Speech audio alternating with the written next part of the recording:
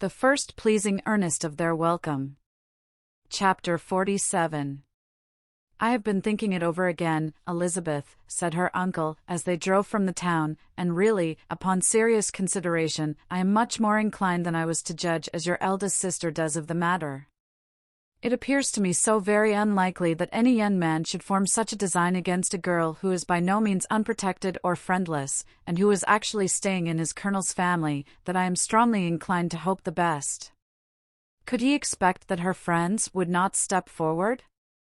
Could he expect to be noticed again by the regiment after such an affront to Colonel Forster? His temptation is not adequate to the risk." "Do you really think so?" cried Elizabeth, brightening up for a moment. "Upon my word," said Mrs. Gardiner, "I begin to be of your uncle's opinion. It is really too great a violation of decency, honor, and interest, for him to be guilty of it. I cannot think so very ill of Wickham.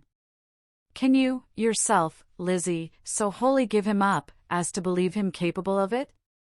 Not perhaps of neglecting his own interest, but of every other neglect I can believe him capable. If, indeed, it should be so. But I dare not hope it. Why should they not go on to Scotland, if that had been the case?" "In the first place," replied Mr. Gardiner, "there is no absolute proof that they are not gone to Scotland." "Oh, but their removing from the chaise into a hackney coach is such a presumption. And, besides, no traces of them were to be found on the Barnet road." "Well, then, supposing them to be in London, they may be there, though for the purpose of concealment, for no more exceptionable purpose. It is not likely that money should be very abundant on either side, and it might strike them that they could be more economically, though less expeditiously, married in London than in Scotland. But why all this secrecy? Why any fear of detection? Why must their marriage be private? Oh, no, no, this is not likely. His most particular friend, you see by Jane's account, was persuaded of his never intending to marry her. Wickham will never marry a woman without some money. He cannot afford it. And what claims has Lydia, what attractions has she beyond youth, health, and good humor, that could make him for her sake forego every chance of benefiting himself by marrying well? As to what restraint the apprehensions of disgrace in the corps might throw on a dishonorable elopement with her, I am not able to judge, for I know nothing of the effects that such a step might produce. But as to your other objection, I am afraid it will hardly hold good. Lydia has no brothers to step forward, and he might imagine, from my father's behavior, from his indolence and the little attention he has ever seemed to give to what was going forward in his family, that he would do as little and think as little about it, as any father could do, in such a matter. But can you think that Lydia is so lost to everything but love of him, as to consent to live with him on any other terms than marriage?" "It does seem, and it is most shocking, indeed," replied Elizabeth, with tears in her eyes, "that a sister's sense of decency and virtue in such a point should admit of doubt. But, really, I know not what to say. Perhaps I am not doing her justice. But she is very young, she has never been taught to think on serious subjects, and for the last half-year, nay, for a 12-month, she has been given up to nothing but amusement and vanity. She has been allowed to dispose of her time in the most idle and frivolous manner, and to adopt any opinions that came in her way. Since the Shire were first quartered in Meryton, nothing but love, flirtation, and officers have been in her head.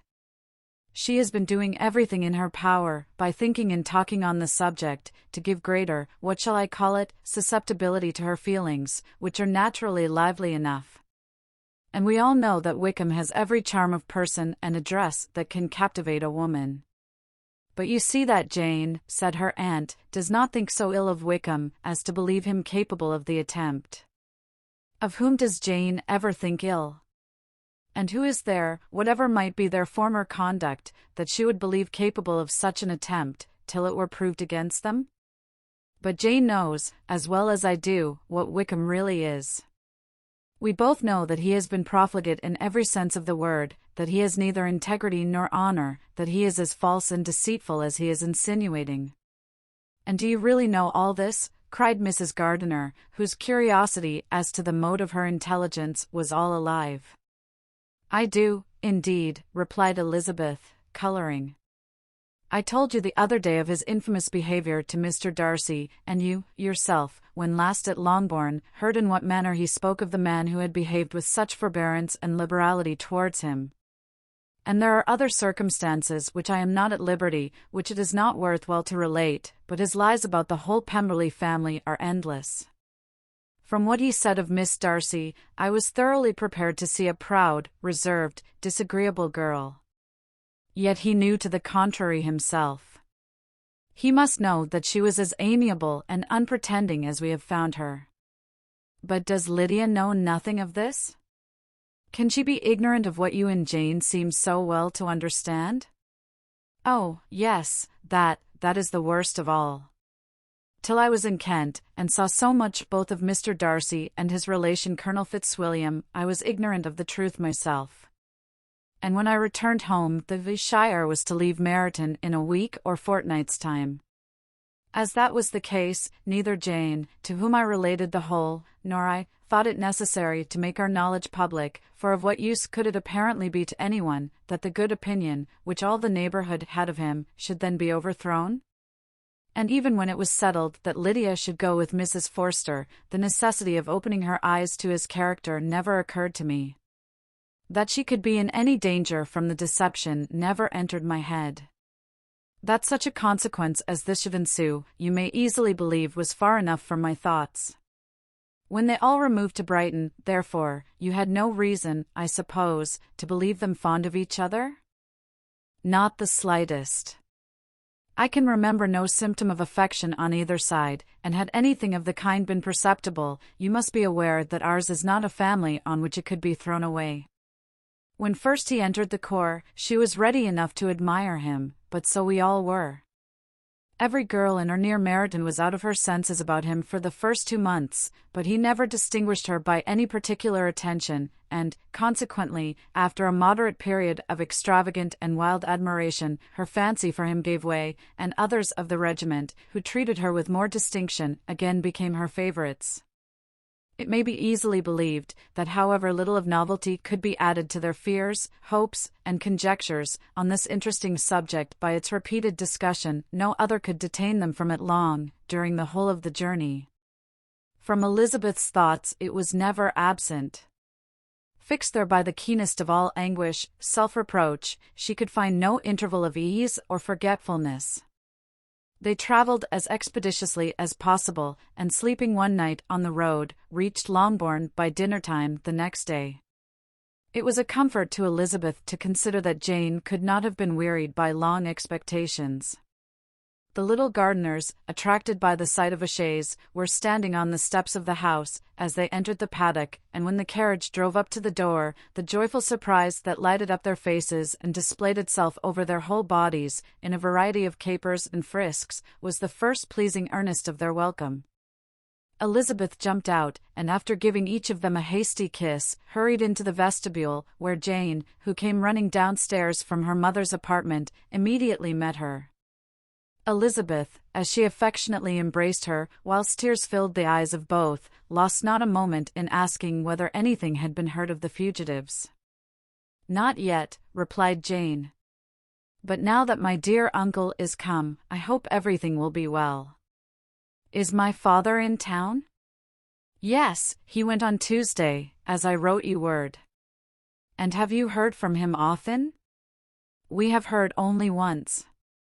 He wrote me a few lines on Wednesday, to say that he had arrived in safety, and to give me his directions, which I particularly begged him to do. He merely added that he should not write again, till he had something of importance to mention." "And my mother, how is she?" "How are you all?" "My mother is tolerably well, I trust, though her spirits are greatly shaken. She is upstairs, and will have great satisfaction in seeing you all. She does not yet leave her dressing-room. Mary and Kitty, thank heaven, are quite well." "But you, how are you?" cried Elizabeth. "You look pale. How much you must have gone through." Her sister, however, assured her of her being perfectly well, and their conversation, which had been passing while Mr. and Mrs. Gardiner were engaged with their children, was now put an end to by the approach of the whole party. Jane ran to her uncle and aunt, and welcomed and thanked them both, with alternate smiles and tears.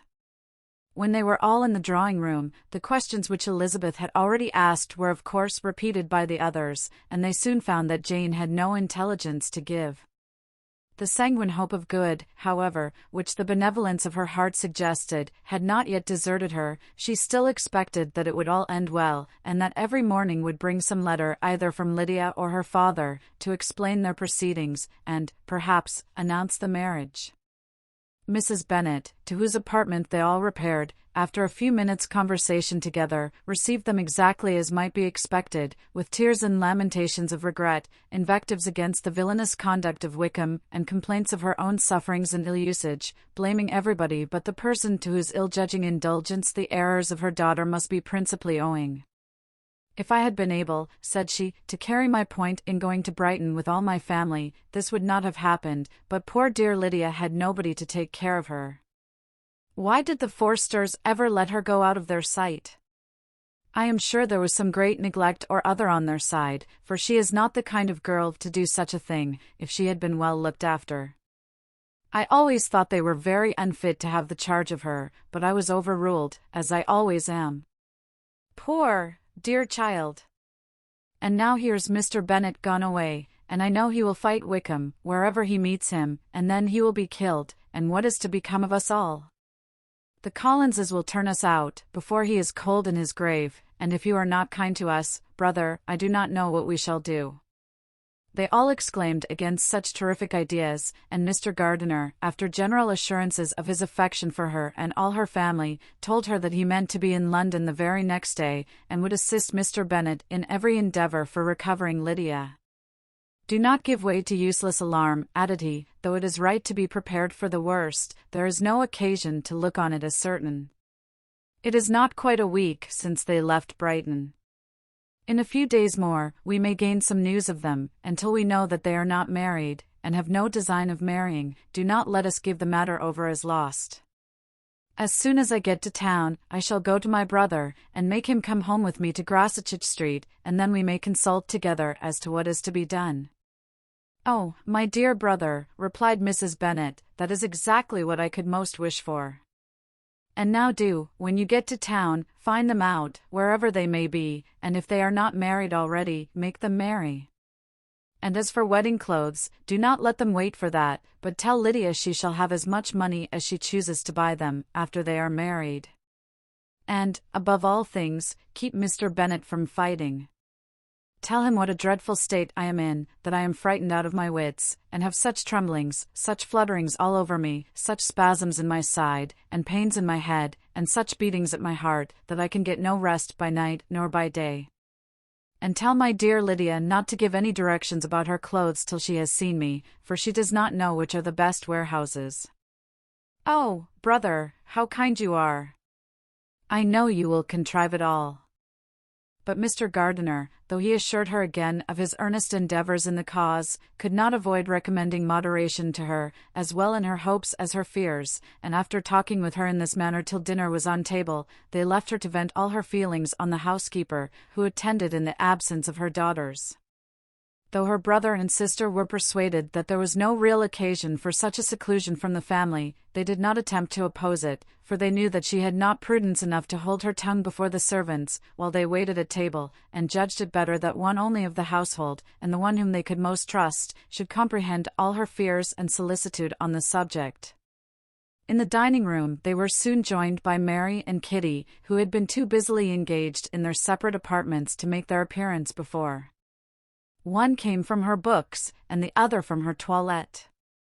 The faces of both, however, were tolerably calm, and no change was visible in either, except that the loss of her favourite sister, or the anger which she had herself incurred in the business, had given something more of fretfulness than usual to the accents of Kitty.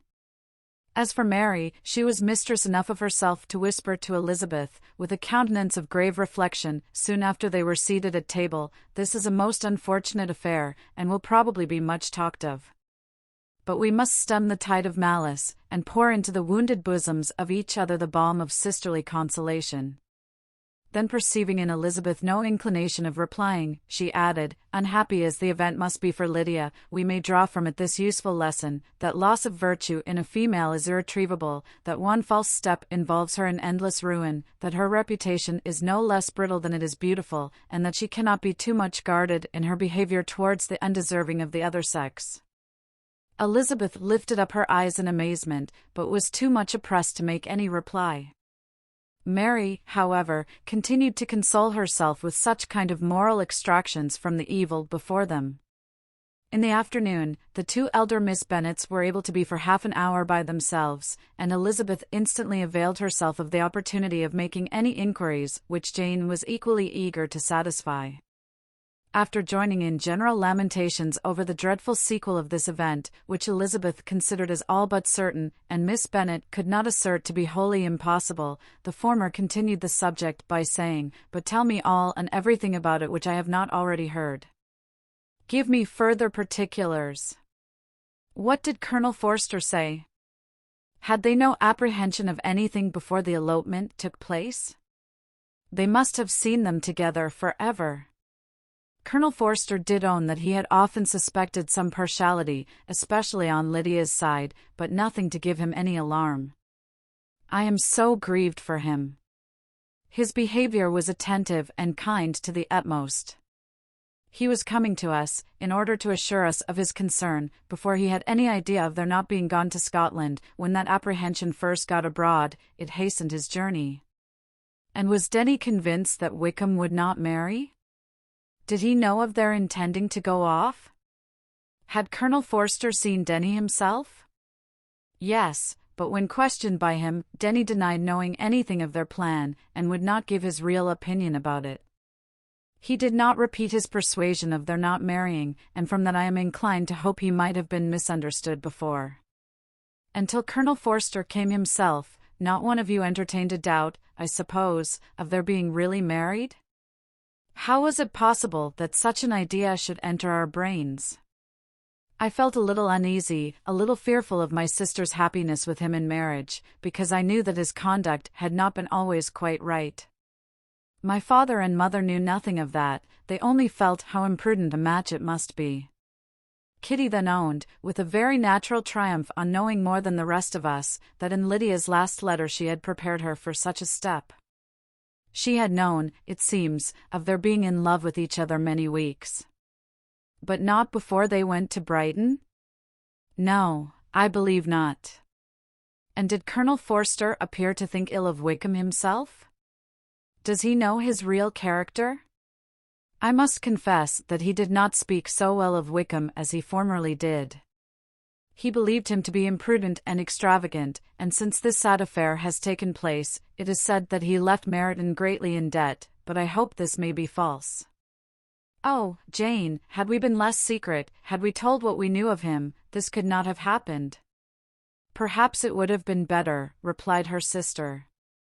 "But to expose the former faults of any person, without knowing what their present feelings were, seemed unjustifiable. We acted with the best intentions." "Could Colonel Forster repeat the particulars of Lydia's note to his wife?" "He brought it with him for us to see." Jane then took it from her pocket-book and gave it to Elizabeth. These were the contents: "My dear Harriet, you will laugh when you know where I am gone, and I cannot help laughing myself at your surprise tomorrow morning, as soon as I am missed. I am going to Gretna Green, and if you cannot guess with who, I shall think you a simpleton, for there is but one man in the world I love, and he is an angel. I should never be happy without him, so think it no harm to be off. You need not send them word at Longbourn of my going, if you do not like it, for it will make the surprise the greater when I write to them, and sign my name Lydia Wickham. What a good joke it will be! I can hardly write for laughing. Pray make my excuses to Pratt for not keeping my engagement, and dancing with him tonight. Tell him I hope he will excuse me when he knows all, and tell him I will dance with him at the next ball we meet with great pleasure. I shall send for my clothes when I get to Longbourn, but I wish you would tell Sally to mend a great slit in my worked muslin gown before they are packed up. Goodbye. Give my love to Colonel Forster. I hope you will drink to our good journey. Your affectionate friend, Lydia Bennet. Oh, thoughtless, thoughtless Lydia, cried Elizabeth when she had finished it. What a letter is this, to be written at such a moment! But at least it shows that she was serious in the object of her journey. Whatever he might afterwards persuade her to, it was not on her side a scheme of infamy. My poor father! How he must have felt it! I never saw anyone so shocked. He could not speak a word for full 10 minutes. My mother was taken ill immediately, and the whole house in such confusion. Oh, Jane, cried Elizabeth, was there a servant belonging to it who did not know the whole story before the end of the day? I do not know, I hope there was. But to be guarded at such a time is very difficult. My mother was in hysterics, and though I endeavored to give her every assistance in my power, I am afraid I did not do so much as I might have done. But the horror of what might possibly happen almost took from me my faculties. Your attendance upon her has been too much for you. You do not look well. Oh, that I had been with you! You have had every care and anxiety upon yourself alone. Mary and Kitty have been very kind, and would have shared in every fatigue, I am sure, but I did not think it right for either of them. Kitty is slight and delicate, and Mary studies so much that her hours of repose should not be broken in on. My Aunt Phillips came to Longbourn on Tuesday, after my father went away, and was so good as to stay till Thursday with me. She was of great use and comfort to us all, and Lady Lucas has been very kind. She walked here on Wednesday morning to condole with us, and offered her services, or any of her daughters, if they could be of use to us. She had better have stayed at home, cried Elizabeth. Perhaps she meant well, but, under such a misfortune as this, one cannot see too little of one's neighbors. Assistance is impossible, condolence insufferable. Let them triumph over us at a distance, and be satisfied. She then proceeded to inquire into the measures which her father had intended to pursue, while in town, for the recovery of his daughter. He meant, I believe, replied Jane, to go to Epsom, the place where they last changed horses, see the postilions, and try if anything could be made out from them. His principal object must be to discover the number of the hackney coach which took them from Clapham. It had come with a fare from London, and as he thought the circumstance of a gentleman and ladies removing from one carriage into another might be remarked, he meant to make inquiries at Clapham. If he could anyhow discover at what house the coachman had before set down his fare, he determined to make inquiries there, and hoped it might not be impossible to find out the stand and number of the coach. I do not know of any other designs that he had formed, but he was in such a hurry to be gone, and his spirits so greatly discomposed, that I had difficulty in finding out even so much as this. The post. Chapter 48. The whole party were in hopes of a letter from Mr. Bennet the next morning, but the post came in without bringing a single line from him. His family knew him to be, on all common occasions, a most negligent and dilatory correspondent, but at such a time they had hoped for exertion. They were forced to conclude that he had no pleasing intelligence to send, but even of that they would have been glad to be certain. Mr. Gardiner had waited only for the letters before he set off. When he was gone, they were certain at least of receiving constant information of what was going on, and their uncle promised, at parting, to prevail on Mr. Bennet to return to Longbourn as soon as he could, to the great consolation of his sister, who considered it as the only security for her husband's not being killed in a duel. Mrs. Gardiner and the children were to remain in Hertfordshire a few days longer, as the former thought her presence might be serviceable to her nieces. She shared in their attendance on Mrs. Bennet, and was a great comfort to them in their hours of freedom. Their other aunt also visited them frequently, and always, as she said, with the design of cheering and heartening them up, though, as she never came without reporting some fresh instance of Wickham's extravagance or irregularity, she seldom went away without leaving them more dispirited than she found them. All Meryton seemed striving to blacken the man who, but 3 months before, had been almost an angel of light. He was declared to be in debt to every tradesman in the place, and his intrigues, all honored with the title of seduction, had been extended into every tradesman's family. Everybody declared that he was the wickedest young man in the world, and everybody began to find out that they had always distrusted the appearance of his goodness. Elizabeth, though she did not credit above half of what was said, believed enough to make her former assurance of her sister's ruin still more certain, and even Jane, who believed still less of it, became almost hopeless, more especially as the time was now come when, if they had gone to Scotland, which she had never before entirely despaired of, they must in all probability have gained some news of them. Mr. Gardiner left Longbourn on Sunday. On Tuesday, his wife received a letter from him. It told them that on his arrival he had immediately found out his brother, and persuaded him to come to Grosseteste Street.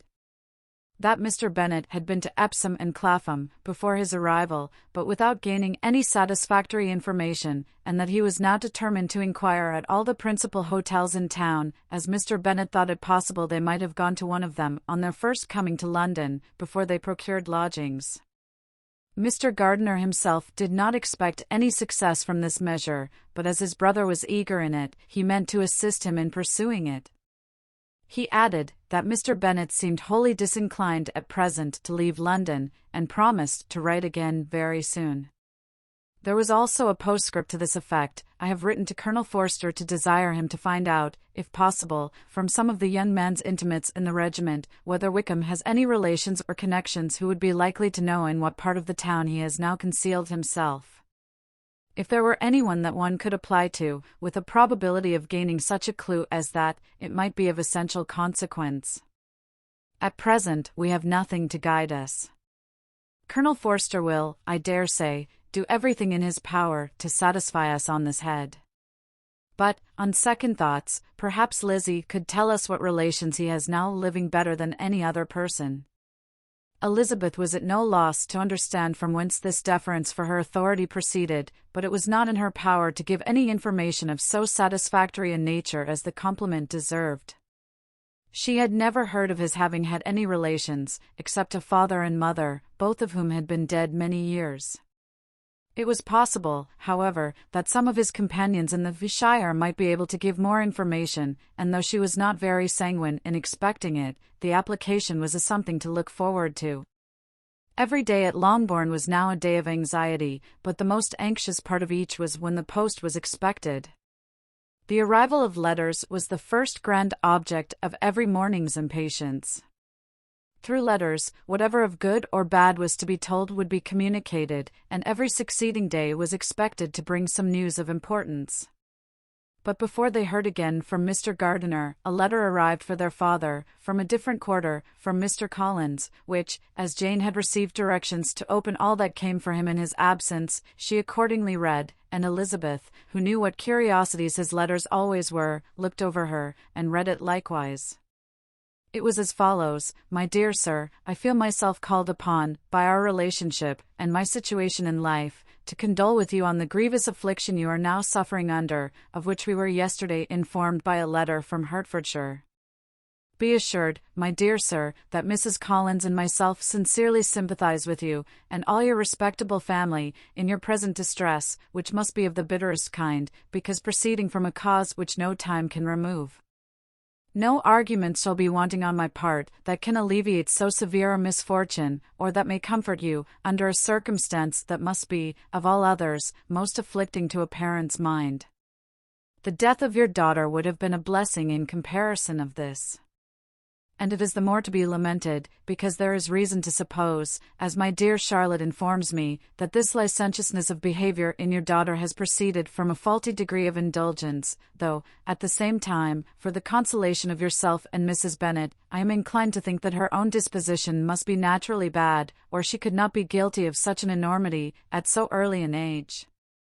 Howsoever that may be, you are grievously to be pitied, in which opinion I am not only joined by Mrs. Collins, but likewise by Lady Catherine and her daughter, to whom I have related the affair. They agree with me in apprehending that this false step in one daughter will be injurious to the fortunes of all the others, for who, as Lady Catherine herself condescendingly says, will connect themselves with such a family? And this consideration leads me, moreover, to reflect, with augmented satisfaction, on a certain event of last November, for had it been otherwise, I must have been involved in all your sorrow and disgrace. Let me advise you, then, my dear sir, to console yourself as much as possible, to throw off your unworthy child from your affection forever, and leave her to reap the fruits of her own heinous offense. I am, dear sir, etc., etc. Chapter 49.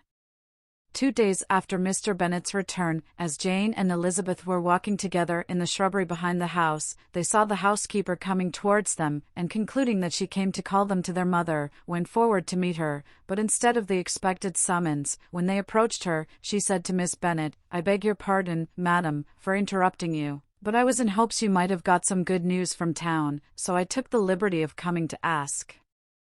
"What do you mean, Hill?" "We have heard nothing from town." "Dear madam," cried Mrs. Hill, in great astonishment, "don't you know there is an express come for master from Mr. Gardiner? He has been here this half hour, and master has had a letter." Away ran the girls, too eager to get in to have time for speech. They ran through the vestibule into the breakfast-room, from thence to the library. Their father was in neither, and they were on the point of seeking him upstairs with their mother, when they were met by the butler, who said, "If you are looking for my master, ma'am, he is walking towards the little copse." Upon this information, they instantly passed through the hall once more, and ran across the lawn after their father, who was deliberately pursuing his way towards a small wood on one side of the paddock. Jane, who was not so light, nor so much in the habit of running as Elizabeth, soon lagged behind, while her sister, panting for breath, came up with him, and eagerly cried out, "Oh, papa, what news?" "What news? Have you heard from my uncle?" "Yes, I have had a letter from him by express." "Well, and what news does it bring, good or bad?" "What is there of good to be expected?" said he, taking the letter from his pocket, "but perhaps you would like to read it." Elizabeth impatiently caught it from his hand. Jane now came up. "Read it aloud," said their father, "for I hardly know myself what it is about." Grassetchit Street, Monday, August 2nd. My dear brother, at last I am able to send you some tidings of my niece, and such as, upon the whole, I hope will give you satisfaction. Soon after you left me on Saturday, I was fortunate enough to find out in what part of London they were. The particulars I reserve till we meet. It is enough to know they are discovered. I have seen them both. Then it is as I always hoped, cried Jane, they are married. Elizabeth read on, "I have seen them both.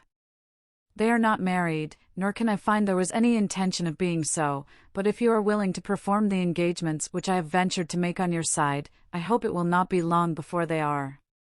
All that is required of you is, to assure to your daughter, by settlement, her equal share of the £5,000, secured among your children after the decease of yourself and my sister, and, moreover, to enter into an engagement of allowing her, during your life, £100 per annum.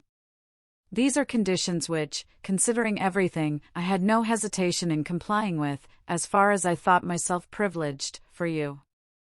I shall send this by express, that no time may be lost in bringing me your answer. You will easily comprehend, from these particulars, that Mr. Wickham's circumstances are not so hopeless as they are generally believed to be. The world has been deceived in that respect, and I am happy to say, there will be some little money, even when all his debts are discharged, to settle on my niece, in addition to her own fortune. If, as I conclude will be the case, you send me full powers to act in your name throughout the whole of this business, I will immediately give directions to Haggerston for preparing a proper settlement. There will not be the smallest occasion for your coming to town again, therefore stay quietly at Longbourn, and depend on my diligence and care. Send back your answer as soon as you can, and be careful to write explicitly. We have judged it best that my niece should be married from this house, of which I hope you will approve. She comes to us today. I shall write again as soon as anything more is determined on. Yours, etc. E.D.W. Gardiner. Is it possible? Cried Elizabeth, when she had finished. Can it be possible that he will marry her? Wickham is not so undeserving, then, as we have thought him, said her sister. My dear father, I congratulate you. And have you answered the letter? Said Elizabeth. No, but it must be done soon. Most earnestly did she then entreat him to lose no more time before he wrote. Oh! My dear father, she cried, come back and write immediately. Consider how important every moment is in such a case. Let me write for you, said Jane, if you dislike the trouble yourself. I dislike it very much, he replied, but it must be done. And so saying, he turned back with them and walked towards the house. And, may I ask, said Elizabeth, but the terms, I suppose, must be complied with. Complied with? I am only ashamed of his asking so little. And they must marry. Yet he is such a man. Yes, yes, they must marry. There is nothing else to be done. But there are two things that I want very much to know. One is, how much money your uncle has laid down to bring it about, and the other, how I am ever to pay him. Money! My uncle, cried Jane, what do you mean, sir? Chapter 49. 2 days after Mr. Bennet's return, as Jane and Elizabeth were walking together in the shrubbery behind the house, they saw the housekeeper coming towards them, and concluding that she came to call them to their mother, went forward to meet her, but instead of the expected summons, when they approached her, she said to Miss Bennet, I beg your pardon, madam, for interrupting you, but I was in hopes you might have got some good news from town, so I took the liberty of coming to ask. What do you mean, Hill? We have heard nothing from town. Dear madam, cried Mrs. Hill, in great astonishment, don't you know there is an express come for master from Mr. Gardiner? He has been here this half hour, and master has had a letter. Away ran the girls, too eager to get in to have time for speech. They ran through the vestibule into the breakfast-room, from thence to the library. Their father was in neither, and they were on the point of seeking him upstairs with their mother, when they were met by the butler, who said, If you are looking for my master, ma'am, he is walking towards the little copse. Upon this information, they instantly passed through the hall once more, and ran across the lawn after their father, who was deliberately pursuing his way towards a small wood on one side of the paddock. Jane, who was not so light, nor so much in the habit of running as Elizabeth, soon lagged behind, while her sister, panting for breath, came up with him, and eagerly cried out, Oh, papa, what news? What news? Have you heard from my uncle? Yes, I have had a letter from him by express. Well, and what news does it bring, good or bad? What is there of good to be expected, said he, taking the letter from his pocket, but perhaps you would like to read it. Elizabeth impatiently caught it from his hand. Jane now came up. Read it aloud, said their father, for I hardly know myself what it is about. Grassetchit Street, Monday, August 2nd. My dear brother, at last I am able to send you some tidings of my niece, and such as, upon the whole, I hope will give you satisfaction. Soon after you left me on Saturday, I was fortunate enough to find out in what part of London they were. The particulars I reserve till we meet. It is enough to know they are discovered. I have seen them both. Then it is as I always hoped, cried Jane, they are married. Elizabeth read on, I have seen them both.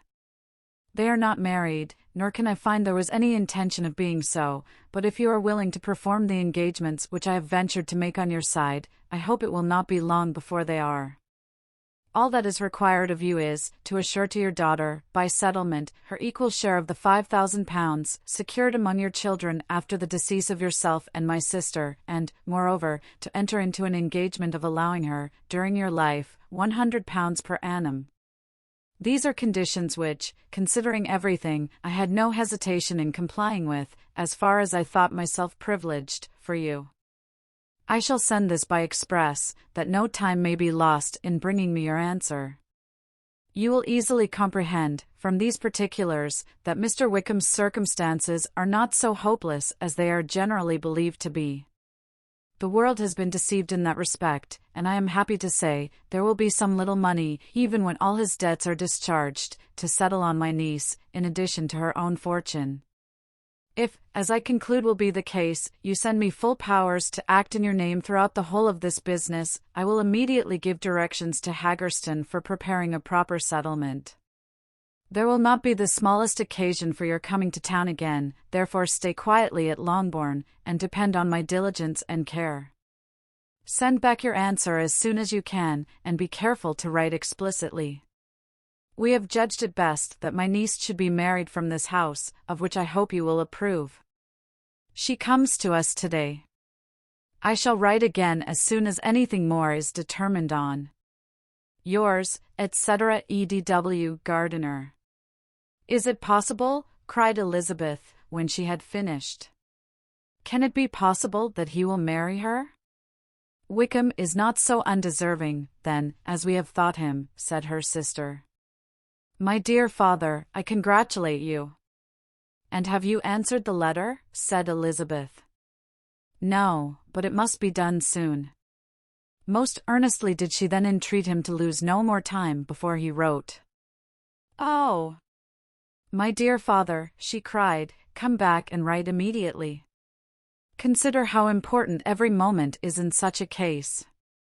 Let me write for you, said Jane, if you dislike the trouble yourself.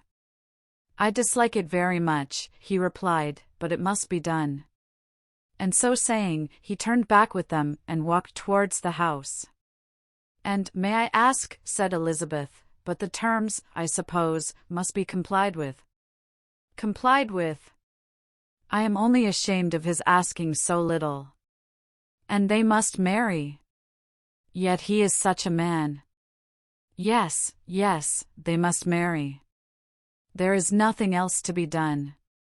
But there are two things that I want very much to know. One is, how much money your uncle has laid down to bring it about, and the other, how I am ever to pay him. Money! My uncle, cried Jane, what do you mean, sir? I mean that no man in his proper senses would marry Lydia on so slight a temptation as 100 a year during my life, and 50 after I am gone. That is very true, said Elizabeth, though it had not occurred to me before. His debts to be discharged, and something still to remain. Oh, it must be my uncle's doings. Generous, good man, I am afraid he has distressed himself. A small sum could not do all this. No, said her father. Wickham's a fool if he takes her with a farthing less than £10,000. I should be sorry to think so ill of him in the very beginning of our relationship. £10,000. Heaven forbid! How is half such a sum to be repaid? Mr. Bennet made no answer, and each of them, deep in thought, continued silent till they reached the house. Their father then went to the library to write, and the girls walked into the breakfast-room. And they are really to be married, cried Elizabeth, as soon as they were by themselves. How strange this is! And for this we are to be thankful. That they should marry, small as is their chance of happiness, and wretched as is his character, we are forced to rejoice. Oh, Lydia! I comfort myself with thinking, replied Jane, that he certainly would not marry Lydia if he had not a real regard for her. Though our kind uncle has done something towards clearing him, I cannot believe that £10,000, or anything like it, has been advanced. He has children of his own, and may have more. How could he spare half £10,000? If we are ever able to learn what Wickham's debts have been, said Elizabeth, and how much is settled on his side on our sister, we shall exactly know what Mr. Gardiner has done for them, because Wickham has not sixpence of his own. The kindness of my uncle and aunt can never be requited. Their taking her home, and affording her their personal protection and countenance, is such a sacrifice to her advantage as years of gratitude cannot enough acknowledge. By this time she is actually with them. If such goodness does not make her miserable now, she will never deserve to be happy. What a meeting for her, when she first sees my aunt! We must endeavour to forget all that has passed on either side, said Jane. I hope and trust they will yet be happy. His consenting to marry her is a proof, I will believe, that he has come to a right way of thinking. Their mutual affection will steady them, and I flatter myself they will settle so quietly, and live in so rational a manner, as may in time make their past imprudence forgotten. Their conduct has been such, replied Elizabeth, as neither you, nor I, nor anybody, can ever forget. It is useless to talk of it. It now occurred to the girls that their mother was in all likelihood perfectly ignorant of what had happened. They went to the library, therefore, and asked their father whether he would not wish them to make it known to her. He was writing, and, without raising his head, coolly replied, "Just as you please." "May we take my uncle's letter to read to her?" "Take whatever you like, and get away." Elizabeth took the letter from his writing table, and they went upstairs together. Mary and Kitty were both with Mrs. Bennet. One communication would, therefore, do for all. After a slight preparation for good news, the letter was read aloud. Mrs. Bennet could hardly contain herself. As soon as Jane had read Mr. Gardiner's hope of Lydia's being soon married, her joy burst forth, and every following sentence added to its exuberance. She was now in an irritation as violent from delight as she had ever been fidgety from alarm and vexation. To know that her daughter would be married was enough. She was disturbed by no fear for her felicity, nor humbled by any remembrance of her misconduct. "My dear, dear Lydia," she cried, "this is delightful indeed. She will be married. I shall see her again. She will be married at 16. My good, kind brother. I knew how it would be, I knew he would manage everything. How I long to see her. And to see dear Wickham too. But the clothes, the wedding clothes. I will write to my sister Gardiner about them directly. Lizzie, my dear, run down to your father, and ask him how much he will give her. Stay, I will go myself. Ring the bell, Kitty, for Hill. I will put on my things in a moment. My dear, dear Lydia. How merry we shall be together when we meet." Her eldest daughter endeavored to give some relief to the violence of these transports, by leading her thoughts to the obligations which Mr. Gardiner's behavior laid them all under. "For we must attribute this happy conclusion," she added, "in a great measure to his kindness. We are persuaded that he has pledged himself to assist Mr. Wickham with money." "Well," cried her mother, "it is all very right, who should do it but her own uncle? If he had not had a family of his own, I and my children must have had all his money, you know, and it is the first time we have ever had anything from him except a few presents. Well, I am so happy. In a short time, I shall have a daughter married. Mrs. Wickham. How well it sounds. And she was only 16 last June. My dear Jane, I am in such a flutter that I am sure I can't write, so I will dictate, and you write for me. We will settle with your father about the money afterwards, but the things should be ordered immediately." She was then proceeding to all the particulars of calico, muslin, and cambric, and would shortly have dictated some very plentiful orders, had not Jane, though with some difficulty, persuaded her to wait till her father was at leisure to be consulted. One day's delay, she observed, would be of small importance, and her mother was too happy to be quite so obstinate as usual. Other schemes, too, came into her head. "I will go to Meryton," said she, "as soon as I am dressed, and tell the good news to my sister Phillips. And as I come back, I can call on Lady Lucas and Mrs. Long. Kitty, run down and order the carriage. An airing would do me a great deal of good, I am sure. Girls, can I do anything for you in Meryton? Oh! Here comes Hill. My dear Hill, have you heard the good news? Miss Lydia is going to be married, and you shall all have a bowl of punch to make merry at her wedding." Mrs. Hill began instantly to express her joy. Elizabeth received her congratulations amongst the rest, and then, sick of this folly, took refuge in her own room, that she might think with freedom. Poor Lydia's situation must, at best, be bad enough, but that it was no worse, she had need to be thankful. She felt it so, and though, in looking forward, neither rational happiness nor worldly prosperity could be justly expected for her sister, in looking back to what they had feared only 2 hours ago, she felt all the advantages of what they had gained.